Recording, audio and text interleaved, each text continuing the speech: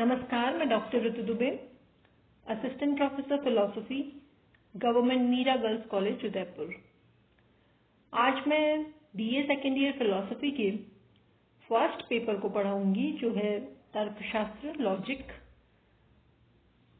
और आज का हमारा विषय है परंपरागत विरोध वर्ग, traditional square of opposition. Logic से रिलेटेड अपने पिछले कुछ वीडियोस में मैंने निरुपाधिक तर्क वाक्य यानी कैटेगोरिकल प्रपोजिशंस पर बात की है। 4 प्रकार के मानक आकार के निरुपाधिक तर्क वाक्य हम पढ़ चुके हैं। पहला सर्वव्यापी भावात्मक यानी कि यूनिवर्सल अफर्मेटिव प्रपोजिशन। दूसरा सर्वव्यापी निषेधात्मक तर्क वाक्य यानी यूनिवर्सल नेगेटिव प्रपोजिशन। तीसरा अंशव्यापी भावात्मक तर्क वाक्य यानी पर्टिकुलर अफर्मेटिव प्रपोजिशन। और चौथा अंशव्यापी निषेधात्मक तर्क वाक्य यानी पर्टिकुलर नेगेटिव प्रपोजिशन। ये जो 4 प्रकार के मानक आकार के निरुपाधिक तर्क वाक्य हैं, इनको इंग्लिश के कैपिटल AEIO में व्यक्त किया जाता है। यानी कि जो यूनिवर्सल अफर्मेटिव सर्वव्यापी जो भावात्मक वाक्य है उसके लिए A यूज करते हैं। जो सर्वव्यापी निषेधात्मक है यानी कि जो यूनिवर्सल नेगेटिव है उसके लिए E करते हैं। और जो अंशव्यापी भावात्मक है यानी कि जो पर्टिकुलर अफर्मेटिव है उसके लिए I। और जो अंशव्यापी निषेधात्मक तर्क वाक्य है यानी कि जो पर्टिकुलर नेगेटिव प्रपोजिशन है उसके लिए O। तो ये AEIO जो है वो प्रतीक यूज किए जाते हैं 4 प्रकार के मानक आकार के निरुपाधिक तर्क वाक्य के लिए। फिर हमने बात करी कि ये जो 4 प्रकार के निरुपाधिक तर्क वाक्य हैं उसमें गुण क्या है, परिमाण क्या है और व्याप्ति क्या है, यानी क्वालिटी, क्वांटिटी और डिस्ट्रीब्यूशन की हमने बात की थी। आज हम पढ़ रहे हैं इनसे संबंधित परंपरागत विरोध वर्ग को। दरअसल मानक आकार के निरुपाधिक तर्क वाक्य एक ही सब्जेक्ट और प्रेडिकेट वाले होकर भी यानी कि एक ही उद्देश्य और विधेय वाले होकर भी एक दूसरे से गुण या फिर परिणाम या दोनों में ही भिन्न हो सकते हैं। प्राचीन तर्कशास्त्रियों ने इस प्रकार की भिन्नता को विरोध नाम दिया था और विभिन्न प्रकार के विरोधों से कुछ सत्य संबंध स्थापित किए थे। जैसा कि आप स्क्रीन पे देख पा रहे हैं, परंपरागत विरोध वर्ग का एक चित्र सा मैंने बनाया है। इसमें अरस्तु के द्वारा दिया गया जो वर्ग है उसमें AEIO तर्क वाक्यों के बीच विरोध संबंधों को स्पष्ट किया गया है। 4 प्रकार के जो प्रपोजिशन हैं, कैटेगोरिकल प्रपोजिशन है AEIO, ये 4 कोनों पर स्थित है। A E I O। अब इन चारों में किस किस प्रकार का विरोध संबंध है इस पर हम बात करेंगे। सबसे पहला है व्याघाती संबंध। आप देख पा रहे हैं कि A और O में व्याघाती संबंध है। ऐसे ही E और I में व्याघाती संबंध है। A और E में विपरीत संबंध है, जबकि I और O में उपविपरीत संबंध है। इसी प्रकार A और I में उपाश्रयन का संबंध है और E और O में भी उपाश्रयन का संबंध है। अब ये क्या क्या संबंध हैं, कौन कौन से ये संबंध हैं? व्याघाती, विपरीत, उपविपरीत, उपाश्रयन, इनका अर्थ क्या है, इसे हम विस्तार से पढ़ते हैं। पहला है व्याघाती संबंध, कंट्राडिक्टरी। 2 तर्क वाक्य तब व्याघाती होते हैं या कंट्राडिक्टरी होते हैं जब एक तर्क वाक्य दूसरे का खंडन करता है। खंडन करने का अर्थ है कि जब दोनों एक साथ सत्य नहीं हो सकते और ना ही दोनों एक साथ असत्य हो सकते हैं। क्योंकि जैसा कि मैंने कहा कि एक तर्क वाक्य दूसरे का खंडन करता है, इसलिए दोनों एक साथ सत्य नहीं हो सकते और ना ही दोनों एक साथ असत्य हो सकते हैं।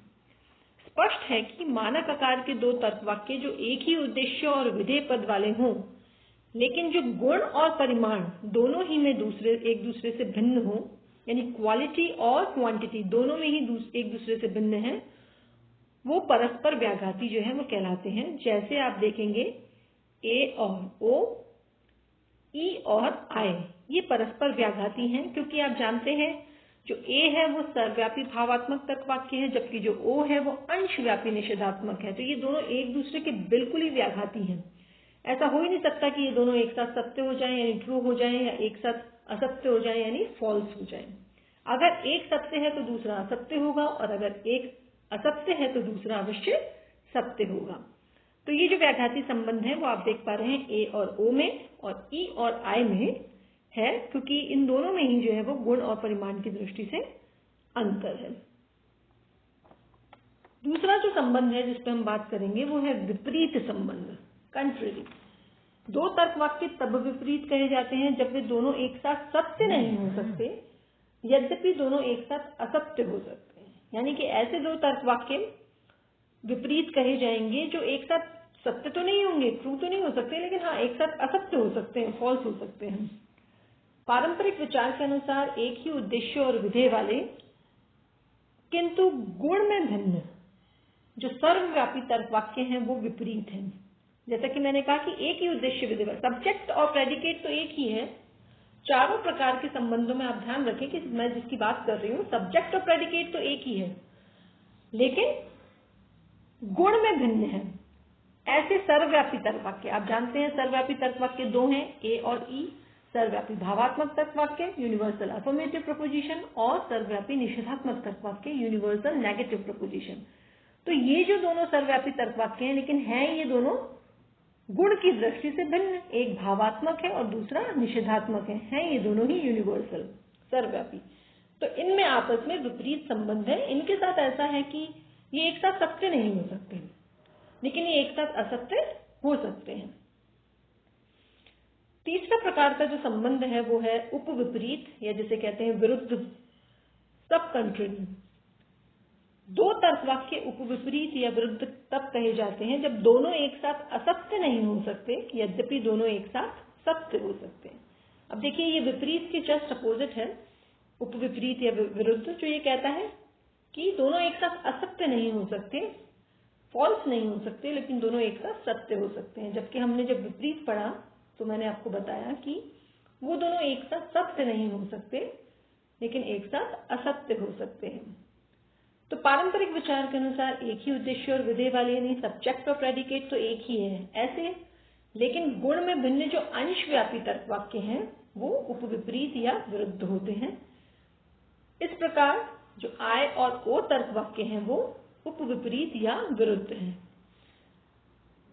इस प्रकार जहां विपरीत में गुण में भिन्न सर्वव्यापी तर्क वाक्य यानी ए और ई विपरीत संबंध वाले थे, वहीं यहाँ उपविपरीत या विरुद्ध में एक ही सब्जेक्ट और प्रेडिकेट है, लेकिन गुण में भिन्न जो अंशव्यापी तर्क वाक्य, और अंशव्यापी आप जानते हैं दो ही हैं, आई और ओ। तो आई और ओ गुण में भिन्न है, लेकिन हैं ये दोनों अंशव्यापी। इनमें उपविपरीत संबंध होता है, और उपविपरीत संबंध कहने का अभिप्राय ये है कि ये दोनों एक साथ असत्य नहीं हो सकते, लेकिन एक साथ सत्य हो सकते हैं। ऐसा कभी नहीं हो सकता कि दोनों ही फॉल्स हो जाएं।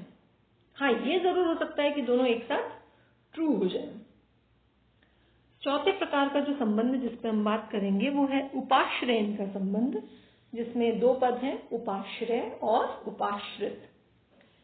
तो एक ही उद्देश्य और विधेय वाले गुण की दृष्टि से भी समान, लेकिन परिमाण की दृष्टि से भिन्न दो तर्क वाक्यों में उपाश्रयन का संबंध है। यानी वही बात है, जैसा मैंने कहा सब्जेक्ट और प्रेडिकेट तो चारों में एक ही प्रकार का है।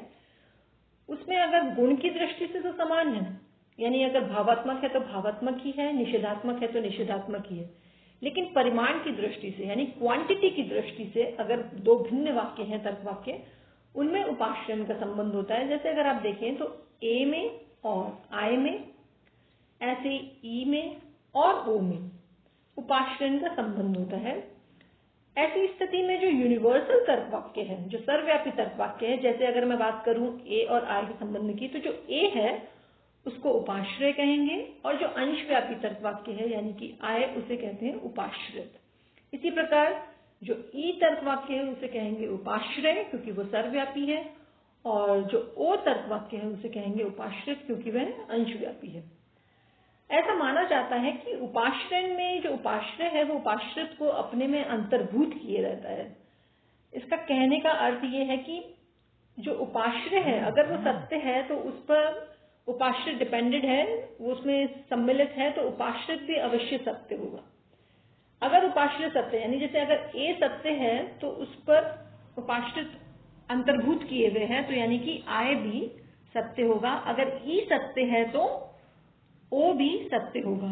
लेकिन इसका उल्टा नहीं हो सकता, यानी कि उपाश्रित के सत्य होने पर उपाश्रय का सत्य होना आवश्यक नहीं है। यानी कि अगर आय सत्य है तो ए सत्य हो ऐसा जरूरी नहीं है, ओ सत्य हो तो ई सत्य होगा ऐसा जरूरी नहीं है। तो ये इस प्रकार के जो विरोध संबंध है वो हमने पढ़े। अगर मैं इसे एग्जाम्पल से समझाऊं तो शायद आपको समझना आसान ज्यादा हो। ए ई आई ओ ये जो 4 तर्क वाक्य हैं, हम एक तर्क वाक्य मानते हैं। जैसे मान लीजिए कि मैं कहूं कि सभी मनुष्य ईमानदार हैं, है ना, ये ए टाइप का है। कोई मनुष्य ईमानदार नहीं है, ये ई टाइप का है। कुछ मनुष्य ईमानदार हैं, ये आई टाइप का है। और कुछ मनुष्य ईमानदार नहीं है, ये ओ टाइप का है। अब आप परंपरागत विरोध वर्ग के 4 कोणों पे इसको रख के समझने का प्रयास करें। जब मैं कहती हूं कि ए और ओ में व्याघात संबंध है, ये कंट्राडिक्शन है, एक दूसरे के एकदम जिसे कहते हैं ना ध्रुव विरोधी, कट्टर विरोधी। ऐसा हो ही नहीं सकता कि ए और ओ एक साथ सत्य हो या एक साथ असत्य हो। कहने का अभिप्राय है कि हम ये नहीं कह सकते कि सभी मनुष्य ईमानदार हैं और ओ टाइप कुछ मनुष्य ईमानदार नहीं है। ये दोनों एक साथ सत्य हो ही नहीं सकते। या तो एक सत्य होगा तो दूसरा असत्य होगा, एक असत्य होगा तो दूसरा सत्य होगा। हम ये आराम से इस निष्कर्ष पर पहुंच सकते हैं। अगर आपको दिया हुआ है कि ए जो है वो सत्य है, ट्रू है, तो आप आराम से उससे ये निष्कर्ष निकाल सकते हैं कि ओ जो है वो असत्य होगा। क्यों? क्योंकि दोनों में व्याघाती संबंध है, साथ में सत्य असत्य होना संभव ही नहीं है। ऐसे ही आप कह सकते हैं कि अगर ई सत्य है तो जो आय है वो अवश्य ही जो है वो असत्य होगा, क्योंकि ई और आय में व्याघात संबंध है। दोनों एक साथ सत्य या फिर दोनों एक साथ असत्य नहीं हो सकते। कहने का अभिप्राय है कि कोई भी मनुष्य ईमानदार नहीं है, ई टाइप, और कुछ मनुष्य ईमानदार हैं, ये दोनों जो प्रकार के तर्क वाक्य हैं इनमें व्याघात संबंध है। अब अगर हम बात करें विपरीत संबंध की, जैसा कि मैंने कहा कि गुण में भिन्न 2 सर्वव्यापी तर्क वाक्य। गुण में भिन्न 2 सर्वव्यापी तर्क वाक्य कौन कौन से हुए? ए और ई। सर्वव्यापी तर्क वाक्य तो 2 ही है ना, ए और ई, और गुण में दोनों भिन्न है, एक भावात्मक है और एक निषेधात्मक है। तो इसमें अगर आप एग्जाम्पल रखकर समझने का प्रयास करें तो जैसे इनका कहने का अभिप्राय है कि सभी मनुष्य ईमानदार हैं और कोई मनुष्य ईमानदार नहीं है। इन दोनों में विपरीत या कंट्ररी संबंध है। ऐसा नहीं हो सकता कि ये दोनों तर्क वाक्य एक साथ सत्य हो जाएं, लेकिन हाँ ये हो सकता है कि ये दोनों एक साथ असत्य हो, है ना। तो ये बात। इसके अलावा अगर हम उपविपरीत संबंध की बात करें, जैसा कि मैंने कहा कि गुण में भिन्न 2 अंशव्यापी तर्क वाक्य।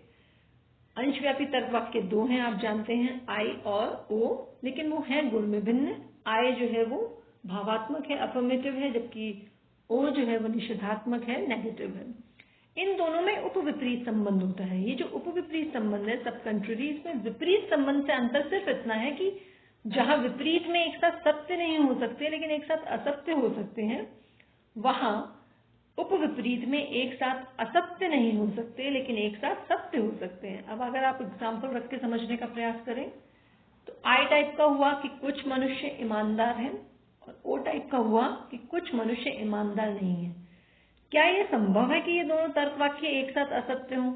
एक बात तो सत्य होगी ना कि कुछ मनुष्य ईमानदार हैं, या फिर ये सत्य हो सकता है कि कुछ मनुष्य ईमानदार नहीं है। ऐसा कैसे हो सकता है कि ये दोनों असत्य हों?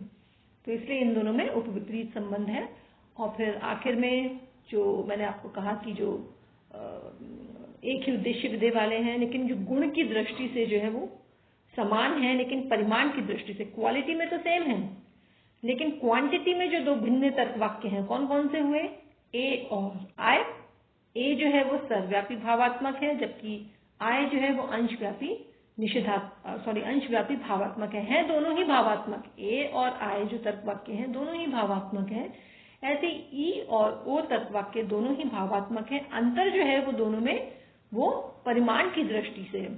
जहां A जो है वो सर्वव्यापी है, यूनिवर्सल है, वहां I जो है वो पर्टिकुलर है। जहां E जो है वो सर्वव्यापी है, यूनिवर्सल है, वहां पर जो O है वो अंशव्यापी है। तो ये जो A और I है, इसी प्रकार जो E और O है, इनमें उपाश्रण का संबंध है, जिसका अर्थ है कि अगर A सत्य है तो I तो डेफिनेटली सत्य होगा ही। जब आप कहते हैं कि सभी मनुष्य ईमानदार हैं, तो आप इससे ये निष्कर्ष आराम से निकाल सकते हैं कि कुछ मनुष्य ईमानदार हैं। जब सभी आपने कह दिया कि मनुष्य ईमानदार है, तो उसमें कुछ तो शामिल ही है, उसमें सम्मिलित ही है। ऐसे जब आप कहते हैं कि कोई मनुष्य ईमानदार नहीं है, तो उससे आप ये निष्कर्ष आराम से निकाल सकते हैं कि ये भी सत्य है कि कुछ मनुष्य ईमानदार नहीं है, क्योंकि जो कुछ होगा वो सभी में तो सम्मिलित है ही। लेकिन क्या आप इसको उल्टा कर सकते हैं? अगर आपको बता दिया जाए कि जो I टाइप का तर्क वाक्य है, यानी कि कुछ मनुष्य ईमानदार है, ये सत्य है, तो क्या इससे आप इस निष्कर्ष पर पहुंच सकते हैं कि सभी मनुष्य ईमानदार है, ये भी सत्य होगा? नहीं हो सकता। अगर आपको कह दिया जाए कि कुछ मनुष्य ईमानदार नहीं है, यानी कि O टाइप का तर्क वाक्य ये सत्य है, तो क्या आप इससे ये इस निष्कर्ष पर पहुंच सकते हैं कि ये भी सत्य है कि कोई मनुष्य ईमानदार नहीं है? नहीं। कहने का अर्थ जो है वो ये है कि जो सर्वव्यापी तर्क वाक्य है, अगर वो सत्य है तो वो अंशव्यापी तर्क वाक्य की सत्यता को अपने में सम्मिलित रखता है। आप सर्वव्यापी से अंशव्यापी की सत्यता में आराम से आ सकते हैं, मान सकते हैं, लेकिन आप अंशव्यापी से सर्वव्यापी की सत्यता को कैसे स्वीकार कर सकते हैं? तो यानी कि अगर सभी मनुष्य ईमानदार हैं तो डेफिनेटली कुछ मनुष्य ईमानदार हैं, ये भी सत्य होगा। अगर कोई भी मनुष्य ईमानदार नहीं है, ये सत्य है, तो निश्चित रूप से कुछ मनुष्य ईमानदार नहीं है, ये भी सत्य होगा। लेकिन इसका विपरीत नहीं हो सकता, हम इसके विपरीत निष्कर्ष पे नहीं आ सकते। तो ये था परंपरागत विरोध वर्ग, ट्रेडिशनल स्क्वायर ऑफ अपोजिशन। आगे की वीडियो पर हम इसमें और थोड़ी विस्तार से चर्चा करेंगे। धन्यवाद।